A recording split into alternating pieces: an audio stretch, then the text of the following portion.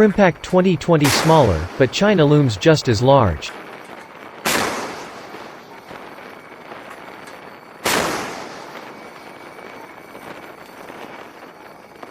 Pacific Fleet Commander, Admiral John Aquilino, put a positive face on the smaller operation, saying, "The growing security environment in the Pacific demands now more than ever that like-minded nations join forces."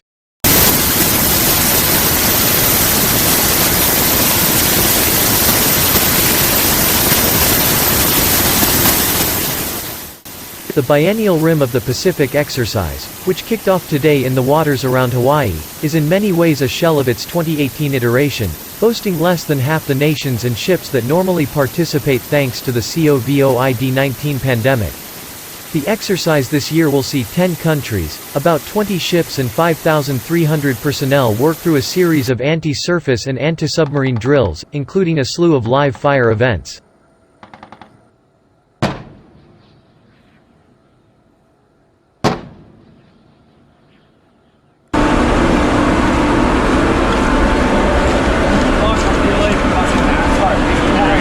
Originally, RIMPAC 2020 had planned to include up to 30 countries, more than 50 ships and submarines, more than 200 aircraft, and 25,000 personnel, making it the largest RIMPAC to date, 3rd Fleet Commander Vice Admiral Scott Kahn said in a recorded video.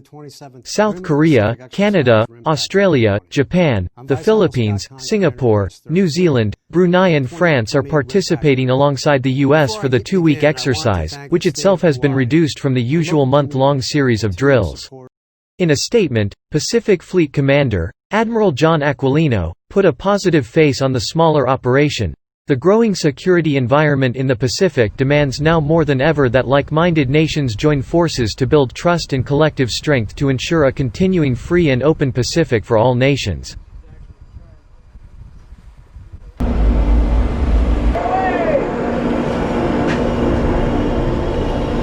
While the RIMPAC exercise has been drastically scaled down, the fact that it's happening at all as most militaries have locked down under COVID restrictions signals America's determination to keep the pressure on China as it keeps pressing its illegal demands in the South China Sea.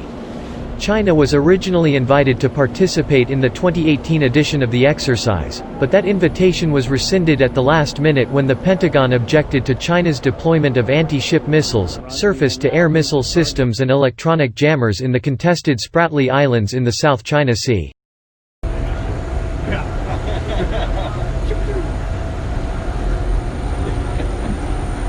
Since then, American ships have increased their patrols in the South China Sea, and have run freedom of navigation operations between Taiwan and the mainland at a steady clip this year. Overall, the U.S. Navy has had a busy year in the region, signaling to China that the U.S. presence in the region will remain consistent and persistent.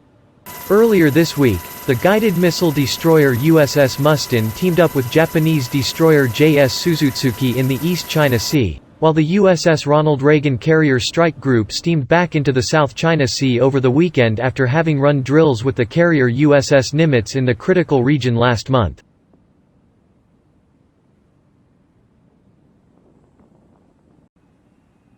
The Navy's drills with its Japanese counterparts have been a staple of those operations throughout the year, including amphibious ship USS America with JS Kunisaki in January, Destroyer Squadron's 15 ships working with JS Suzunami and Sawagiri in February, USS Gabrielle Giffords with JS Terazuki, JS Kashima and Shimayuki in April and June, and the Reagan Carrier Strike Group with JS Terazuki in July. The U.S. continues work to bolster alliances in the region to counter Beijing's claim to practically all of the 1.3 million square mile South China Sea, putting it at odds with most of its neighbors. It has built runways and placed rocket batteries on several islands claimed by neighboring countries like the Philippines, Vietnam, Malaysia, Indonesia, Brunei, and Taiwan. The U.S. last month called Beijing's claims completely unlawful.